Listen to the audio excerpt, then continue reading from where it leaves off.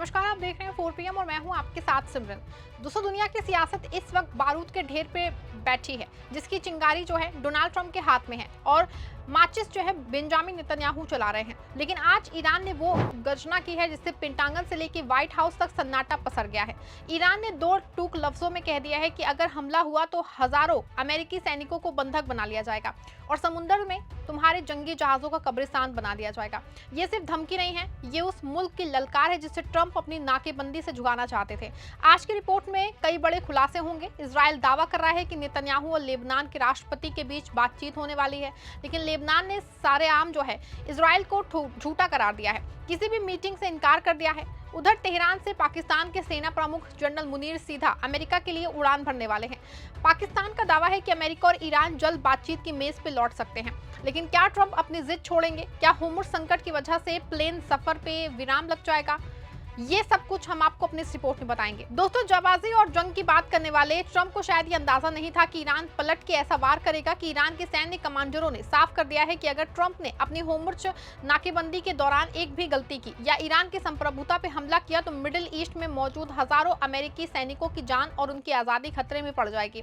Iran ने धमकी दी है कि वो अमेरिकी सैनिकों को बंधक बना देंगे और उनके अरबों डॉलर के जंगी जहाजों को समुद्र की तह में दफन कर देंगे। ईरान के सुप्रीम लीडर के सैन्य सलाहकार मोहसिन रेजाई ने कहा कि अगर अमेरिका ने जमीनी हमला किया तो ईरान हजारों अमेरिकी सैनिकों को बंधक बना सकता है।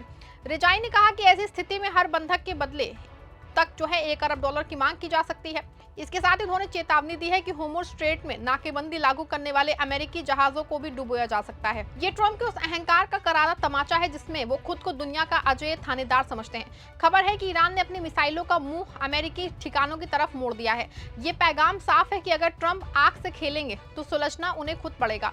ट्रंप की वॉर पॉलिसी आज उन्हीं के सैनिकों के लिए गले की फांस बन गई है। इधर इजराइल के प्रधानमंत्री नेतन्याहू दुनिया की आंखों में धूल झोंकने के लिए एक नया नाटक रच रहे हैं। इजरायली मीडिया ने कल ढिंढोरा पीटा कि नेतन्याहू और लेबनान के राष्ट्रपति के बीच जल्द ही एक ऐतिहासिक कॉल होने वाली है और शांति समझौता करीब है। लेकिन महज कुछ ही घंटों में लेबनान के अधिकारियों ने इस प्रोपेगंडे के धज्जे उड़ा दी। लेबनान ने साफ कह दिया है कि हमें किसी कॉल या मीटिंग की कोई जानकारी नहीं है।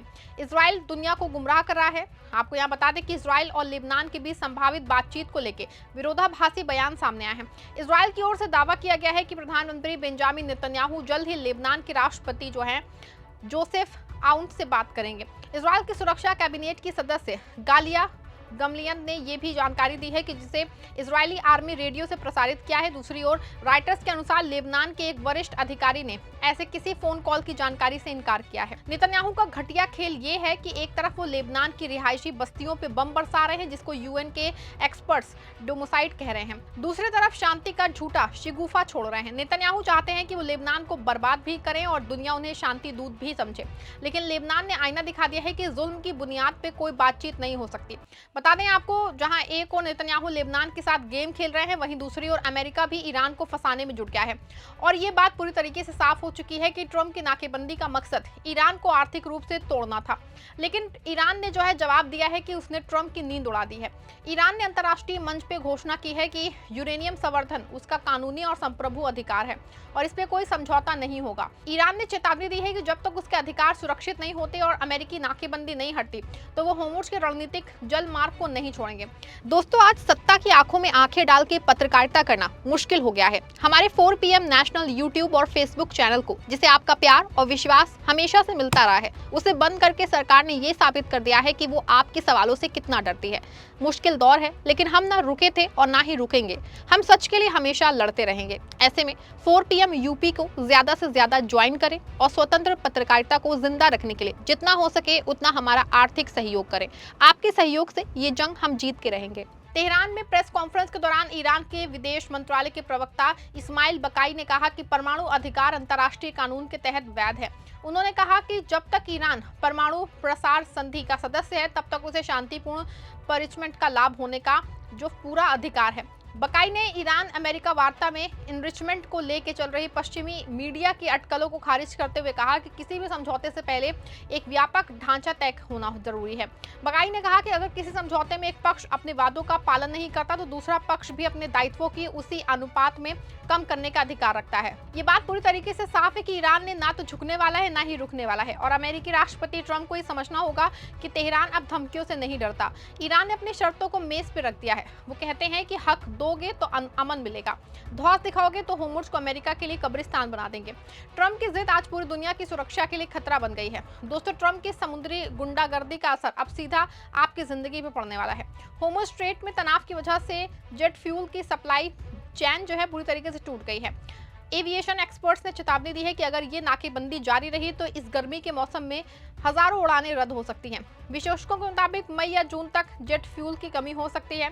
स्टेट एनर्जी और इंटरनेशनल एनर्जी एजेंसी ने अनुमान लगाया है कि मई से फ्लाइट्स रद्द होना शुरू हो सकती हैं।